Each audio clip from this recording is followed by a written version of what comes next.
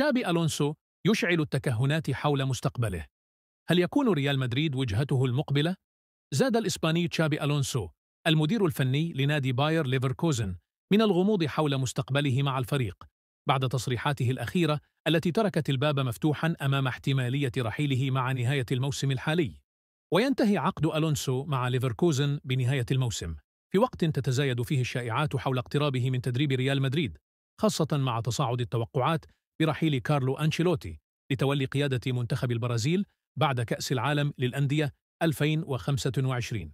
وفي حديثه عن مستقبله قال ألونسو: لم أتخذ أي قرار حتى الآن، ببساطة لأنه لا يوجد شيء لاتخاذه في الوقت الحالي.